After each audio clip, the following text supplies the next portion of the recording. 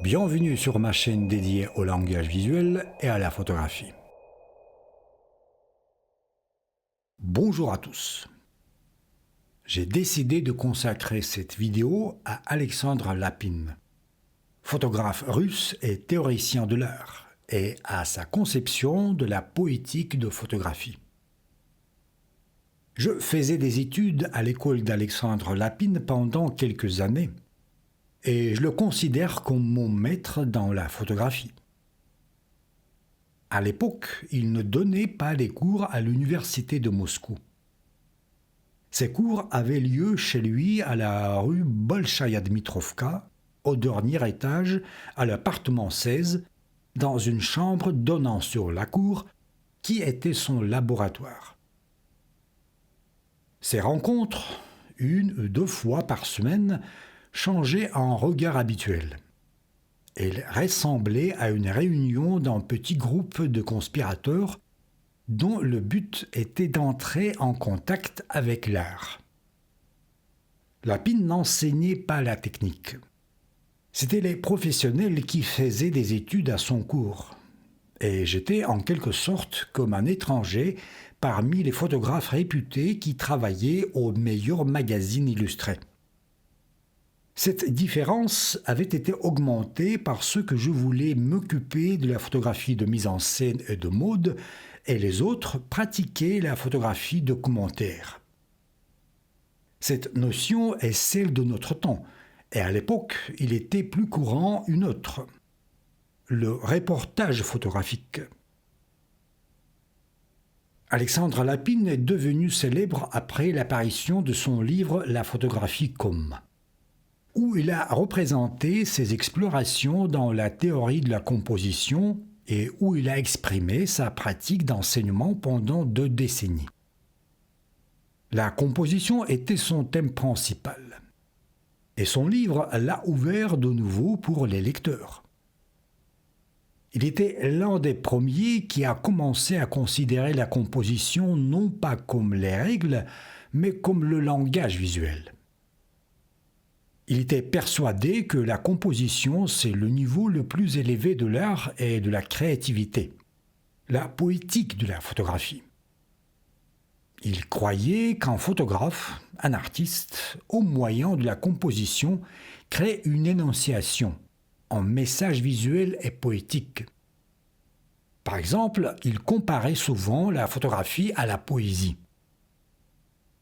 Malheureusement, les photos d'Alexandre Lapine n'ont pas été éditées dans les albums et on peut les voir seulement dans son livre La photographie comme. C'est un ouvrage théorique sur lequel il travaillait d'après ses mots pendant 20 ans. Dans son livre, il y avait à peu près 50 ces photos que je vais montrer dans cette vidéo. Ce livre est d'une taille moyenne et c'est pourquoi quelques photos que vous allez voir auront la résolution faible. Avant l'apparition de l'ouvrage d'Alexandre Lapine, la notion de la composition dans la photographie, aussi comme dans la peinture, était perçue comme une chose complémentaire. La vision d'un photographe se réalisait d'une part au moyen d'un sujet de l'image qui en quelque sorte exprimait les sentiments du photographe et d'autre part au moyen de son habileté. Par exemple, au moyen d'une forme ou de la lumière, au moyen du clair-obscur, du dessin, etc. La composition servait à organiser ou harmoniser une vision artistique de l'auteur. Assez souvent, on dit qu'au moyen d'une bonne composition ou d'une composition correcte, l'artiste harmonise ou adapte une image pour la perception du spectateur. Cet entendement très simplifié et limité était en partie le résultat de ce fait que la photographie, en étant la copie optique des objets matériels, existait dans les principes de l'art mimétique. Les critères de cet art consistent à une reproduction ou une imitation de la réalité matérielle. Et plus tard, je vais me pencher sur ce thème. La pratique d'Alexandre Lapine a opposé à cette approche simplifiée et utilitaire un autre entendement. On peut appeler cette approche utilitaire parce qu'il considère la composition comme un outil pour quelque chose qui est plus important. Au contraire, Lapine voyait la composition comme la matière même de l'art. Si vous voulez, comme le corps de l'art. Cette vision des choses peut être illustrée par ses propres mots. Définir qu'est-ce qu'un art, c'est une chose énormément difficile, comme aussi la définition de la composition. Et c'est clair, parce que l'art et la composition, ce sont les notions du même niveau.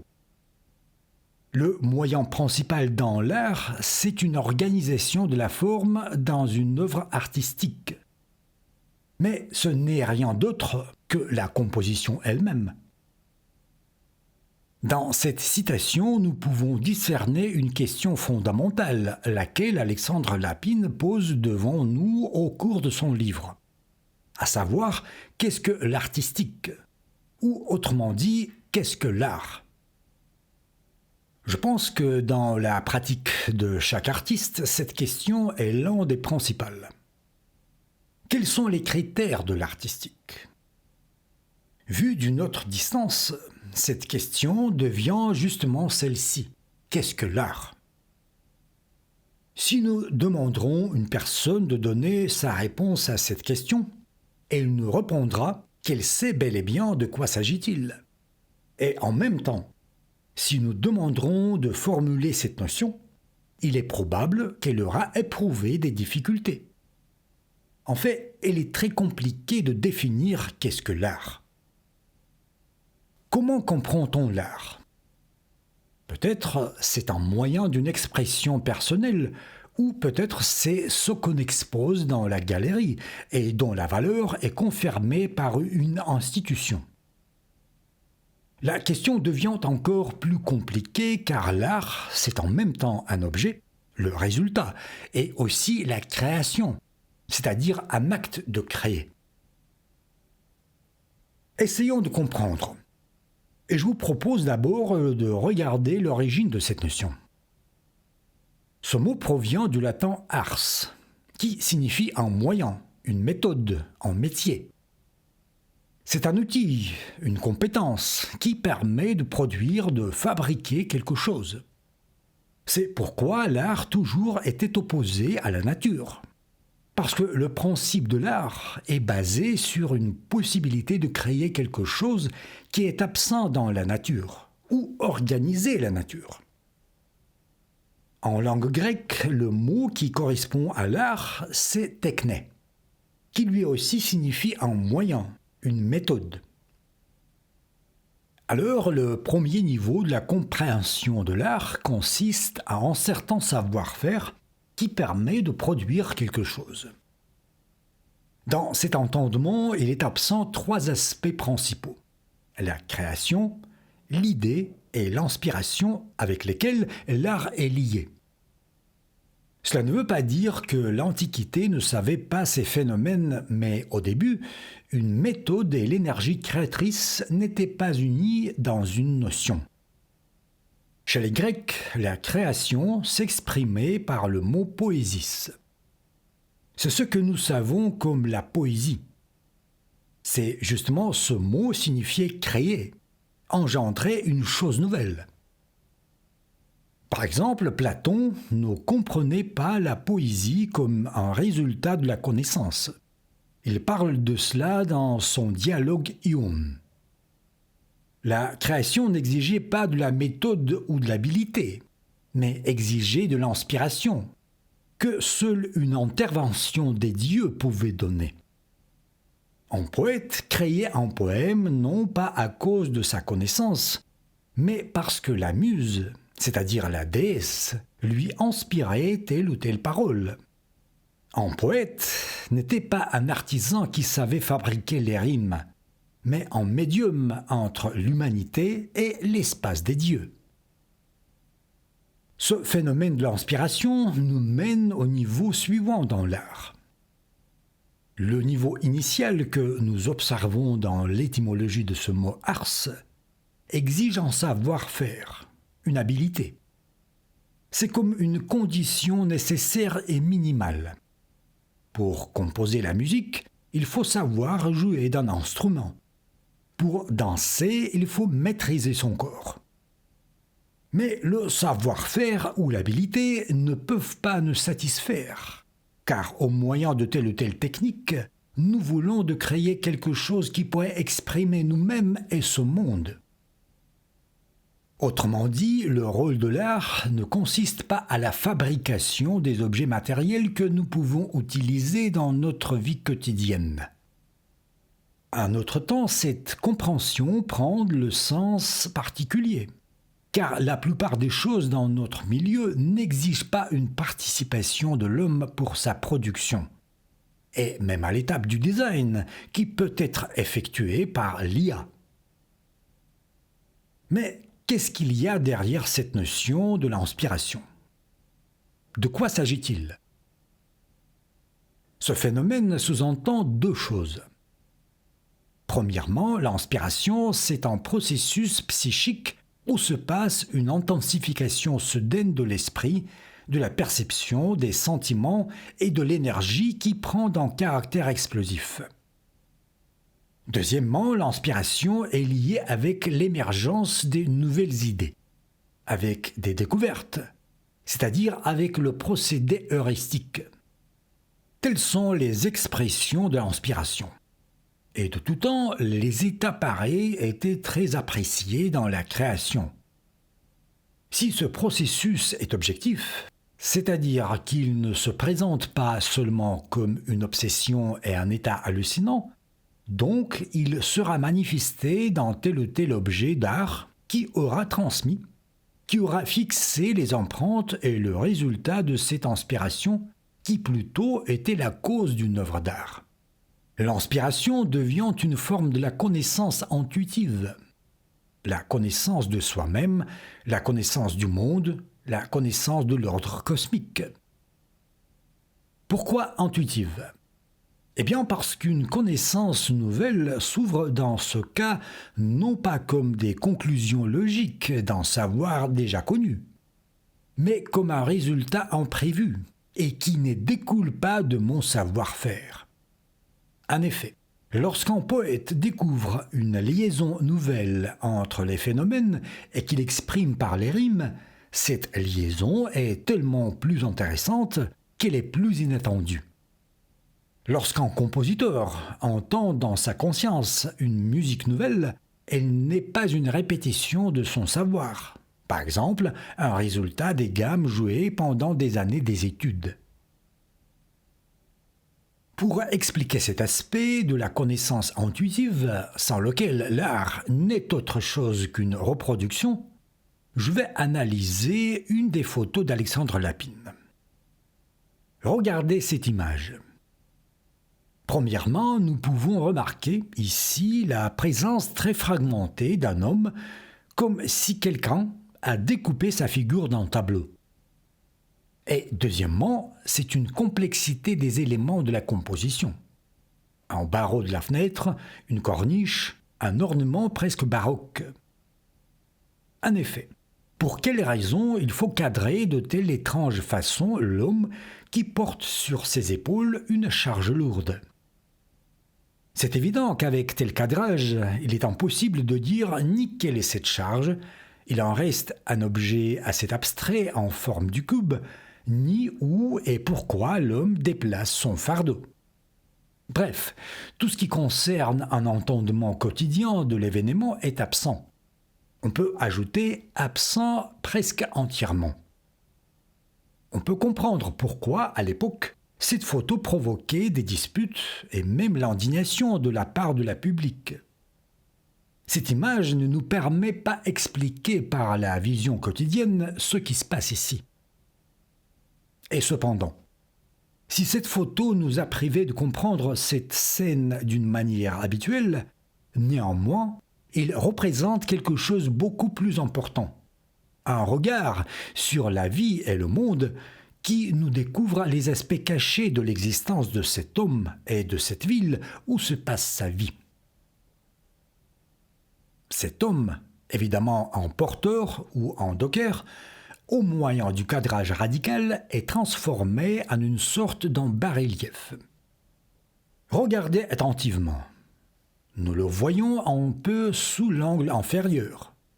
Son uniforme presque se mêle avec le bâtiment. À cet instant de prise de vue, la tête de l'homme est superposée sur sa charge, qui est plus claire et qui est devenue presque un fragment dans le décor géométrique du bâtiment. La tête du porteur prend un statut particulier. Elle se sépare du corps et devient elle aussi un élément du décor. En même temps, nous voyons que ce n'est pas une sculpture, que c'est un homme vivant. Cela devient une métaphore.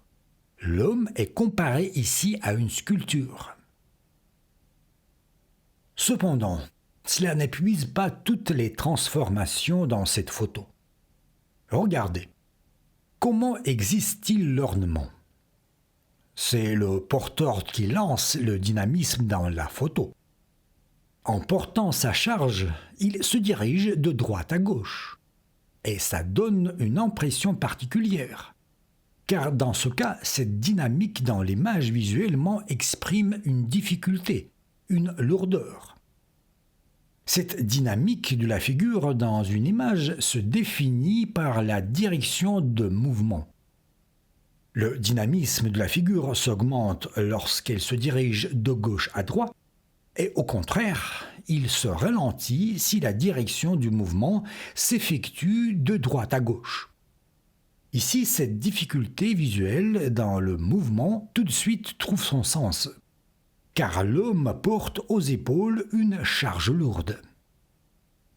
Mais qu'est-ce qu'il se passe ensuite dans la composition ? L'ornement blanc sur le mur continue ce mouvement initié par l'homme, le fait enrouler, et en passant par le bord d'une corniche, nous amène vers un petit symbole gris, qui dans ce cas est un vrai bas-relief. C'est la faucille et le marteau, les symboles étatiques de l'Union soviétique, à qui est ajouté un épi de blé, qui représente la fécondité.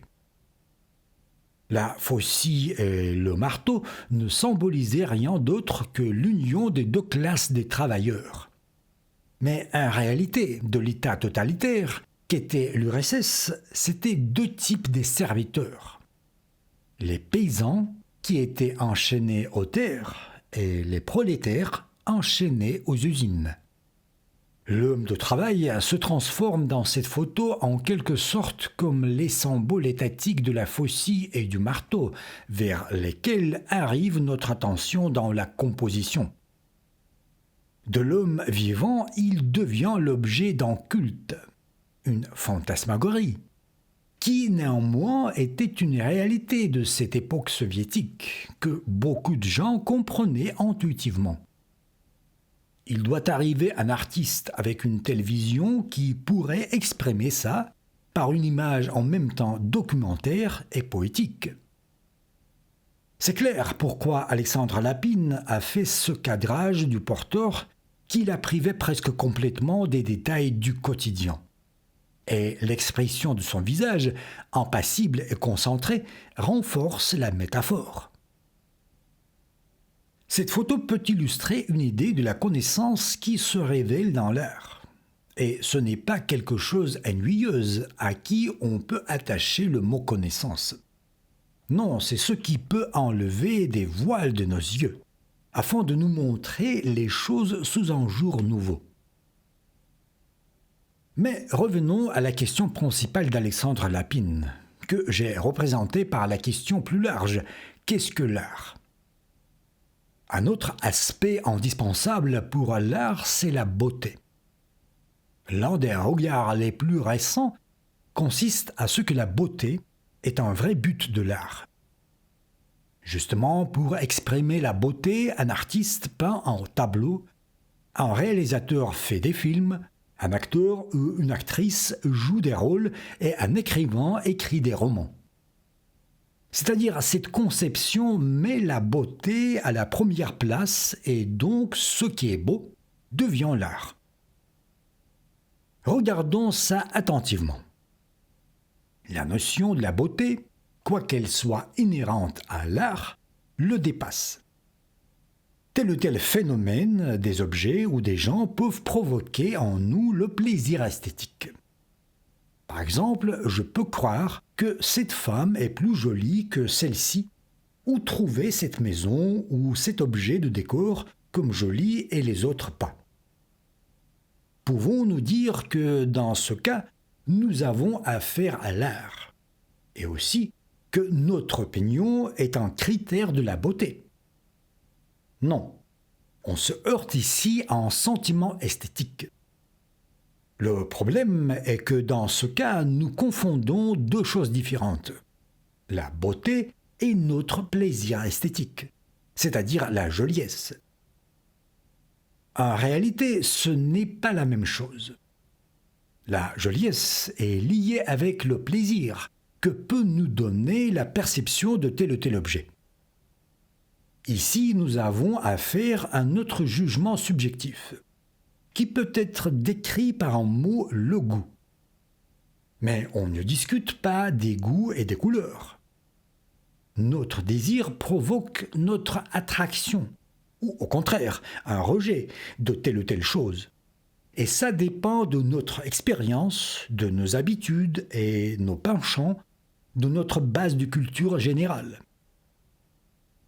Mais si nous regardons la beauté dans l'art, nous verrons qu'elle sous-entend au contraire une possibilité de parvenir à la connaissance objective de la beauté, ou plus correctement d'une manifestation de la beauté. Par exemple, Platon discernait joli comme un sentiment subjectif et la beauté comme une incarnation de l'idée du beau. Ça veut dire qu'une beauté que nous observons dans une personne, dans un objet ou plus largement dans n'importe quel phénomène exprime non pas mes penchants subjectifs, mais l'idée elle-même de la beauté. L'une des principales propriétés de la beauté est celle que nous ne pouvons pas décider si un objet est beau ou laid au moyen d'une pensée rationnelle, ni au moyen d'une correspondance à un certain modèle. C'est-à-dire selon les critères formels comme la forme, la couleur, la taille, etc. La chose principale est que la beauté, c'est un sentiment, et non pas une pensée. À l'époque, Emmanuel Kant a montré que la beauté ne peut pas être un résultat d'une pensée. Peut-être vous direz, il y a une contradiction ici. D'une part, la beauté doit être objective, et non pas mon opinion subjective. Mais d'autre part, nous pouvons seulement ressentir la beauté, et non pas la comprendre par une pensée rationnelle. Comment séparer un sentiment et une perception subjective? Cette remarque est juste. Nous comprenons sous objective quelque chose qu'on peut mesurer, qui existe comme un fait matériel. Mais toute idée ou tout sentiment, où se trouve-t-il? Comment pouvons-nous le mesurer pour les considérer comme objectifs? C'est ça. L'objectivité d'un sentiment ne peut pas être mesurée comme un objet matériel et cependant, nous pouvons s'appuyer sur un tel phénomène comme notre réponse psychique. Une chose que nous percevons comme belle, en fait, n'est jamais quelque chose d'absolu. C'est toujours une manifestation, une lueur de la beauté, dans tel ou tel objet. Et la question consiste à ce comment voyons-nous une œuvre d'art? Comme une stimulation de notre plaisir ou comme une découverte? Lorsque nous reconnaissons comme la beauté une chose qui, avant cela, était inconnue pour nous. Le premier, c'est le cas du plaisir et donc du goût. Le deuxième, c'est une manifestation de la beauté. Il faut remarquer que ce thème de la beauté est constamment évoqué par Alexandre Lapine dans son livre La photographie comme. Il analyse des différentes images et parle très souvent des aspects qui en révèlent la beauté. Mais avec ceci, il évite toujours de considérer la beauté comme une propriété des objets représentés dans l'image, une personne, une chose ou un phénomène de la nature. Ce dernier est très juste, car un objet lui-même ne contient pas des propriétés de la beauté, mais elles sont dans ce comment nous voyons cet objet, c'est-à-dire dans notre vision. Autrement dit, le phénomène de la beauté se révèle comme la totalité, l'intégrité, et ça inclut l'espace, le temps et l'observateur lui-même. Regardez cette photo. À première vue, elle ne représente pas quelque chose de très spectaculaire. Elle ne nous étonne pas d'une expressivité de la forme, mais en même temps, nous pouvons ressentir là une voix calme de la beauté. Un eau, une ouverture sombre entre les murs arrondis répète par sa géométrie l'escalier de la même tonalité qui est situé là-bas. Là-haut, le ciel répète ce qui se trouve sur la terre, et peut-être à l'envers, car quelqu'un peut le voir autrement. Mais la beauté ici n'est pas seulement dans une rime visuelle, la similitude du ciel et de la terre, mais aussi dans une transformation qui se produit dans cette photo. Les marches d'escalier qui mènent notre regard à nous se transforment en couronne d'arbres. Et ce dernier n'est pas seulement une similitude des éléments, mais une métaphore visuelle et poétique. Il est important. Toutes les parties de cette composition sont en proportion claire. Elles ne répètent l'une l'autre, et en même temps, ils ne se diffèrent pas trop. On peut dire que cette composition parvient à une totalité harmonique. Et d'une part, c'est une harmonie entre les éléments, mais dans la même mesure, c'est une intégrité de la métaphore. Qu'est-ce que c'est que ces éléments de la composition ? Ce sont les formes visibles entre lesquelles est installée une certaine proportion ? Oui, mais aussi ce sont les objets que nous reconnaissons dans l'image, les signes iconiques. D'où vient la métaphore ? La Terre se transforme en ciel par une courbure de l'espace, comme si c'était en manuscrit relais. Mais quel est le but de l'art ? De quoi raconte une œuvre d'art ? Je ne veux pas dire des objets représentés dans l'image ou des histoires. Mais quel est le but universel de l'art ? Dans l'art et dans la création, il y a deux perspectives radicalement différentes qui sont connues depuis l'Antiquité. La première représente l'art comme une imitation. C'est justement ce principe qui est désigné par le mot grec mimesis. L'étymologie de ce mot est plus proche à imiter. Deuxième perspective est liée avec la possibilité d'exprimer une compréhension individuelle du monde et de l'être. En cas de l'art mimétique, on prend comme le critère de cette approche une imitation exacte des phénomènes de la nature ou plus largement de n'importe quel objet. Selon cette conception, une œuvre d'art est bonne si elle reproduit autant exact que possible les propriétés visibles des choses.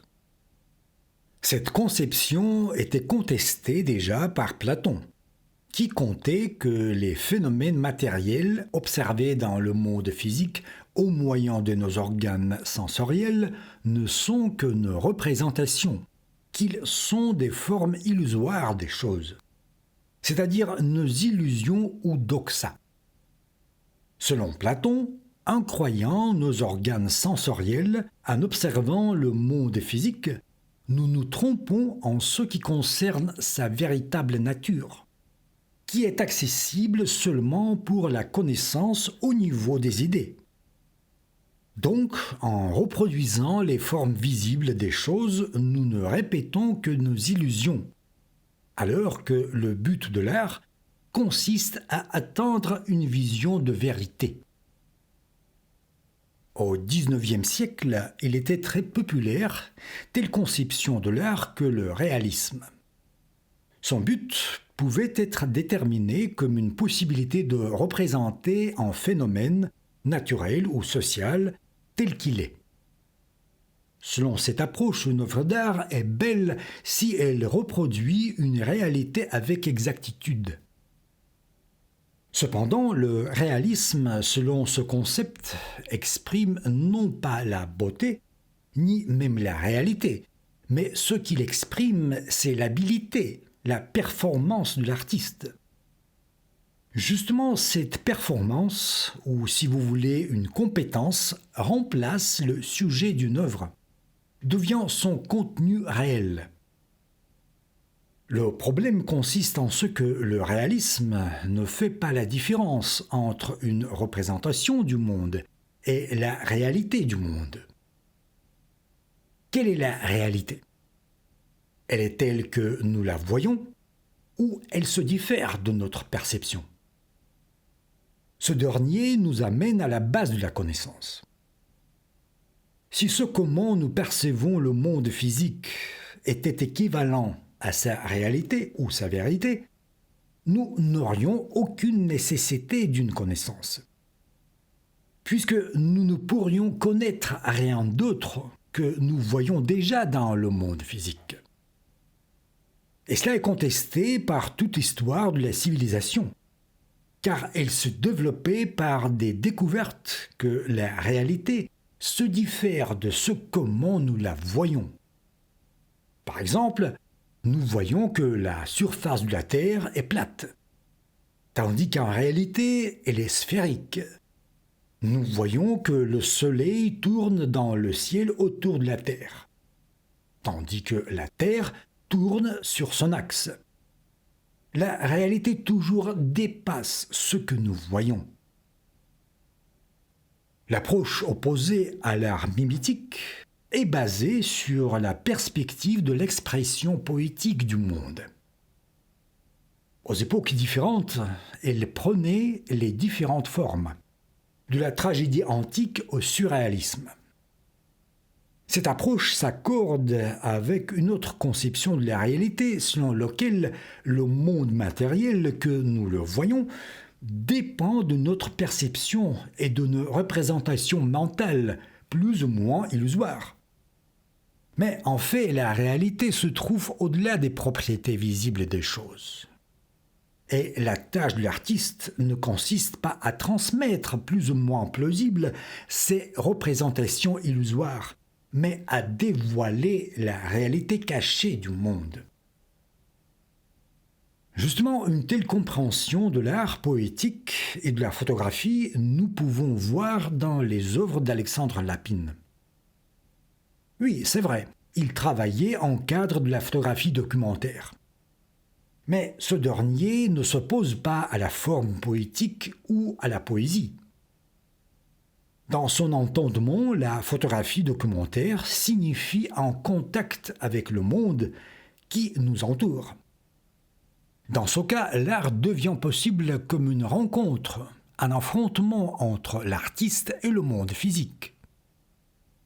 Je voudrais ajouter que c'est l'affrontement qui peut provoquer des changements en nous-mêmes.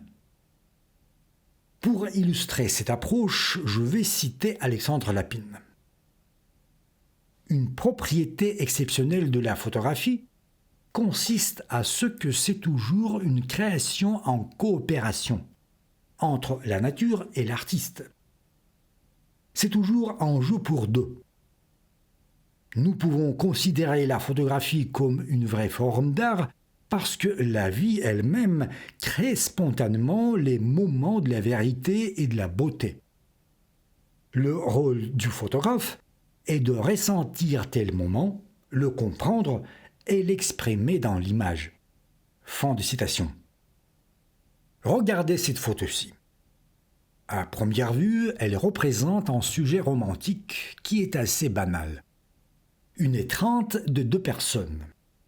Bien que sur la photo, vous ne voyez pas le moment d'attouchement des lèvres. Un sujet peut-être le plus utilisé et le plus répété dans l'histoire de la photographie. En commençant par les scènes de nuit parisiennes de Brassai, les œuvres de Jan Saudek, et en terminant par des photos de mariage qui flattent inévitablement le client. Cependant, ce n'est pas cet événement quotidien, un embrassement, qui est une chose la plus intéressante dans cette prise de vue. Mais c'est un espace qui surgit devant nos yeux. Quel est cet espace ? Je ne veux pas dire de sa fonctionnalité. Nous la voyons, c'est un escalier. Mais je veux dire de ses propriétés. Il y a quelque chose ici du labyrinthe, ou dans le monde paradoxal de Maurice Escher. Vu dans telle perspective et avec tel cadrage, l'escalier se transforme en monde particulier, en boucle répétée sans fin avec ses montées et descentes. L'impression qui apparaît de cette photo, c'est l'impression d'un carrefour. Une chose étrange, il n'y a aucun carrefour sur la photo, mais nous pouvons le ressentir. Pourquoi ? D'abord, ce qui se passe ici, c'est une rencontre. L'homme va d'un côté, la femme de l'autre. Leurs voies se croisent. Deuxièmement, regardez. Quelle est la construction visuelle de cet espace d'escalier ? Ce carrefour que j'ai évoqué, il surgit de l'escalier. Par l'intersection des lignes actives dans la composition et par la lumière, qui, elle aussi, a une direction. En effet, toutes les directions se croisent dans cette composition et les escaliers sont superposés l'un sur l'autre. Et voilà, c'est une rencontre entre les amoureux qui se passe sur cet escalier avec les chemins et les directions alternatifs. Nous les voyons tout de suite, ces chemins alternatifs. Un escalier au-dessus, un autre où se trouve le couple et un petit fragment au-dessous qui surgit comme un ombre de l'escalier. Une métaphore de la rencontre apparaît. D'une part accidentelle et d'autre inévitable, comme prédéterminée. Pourquoi ?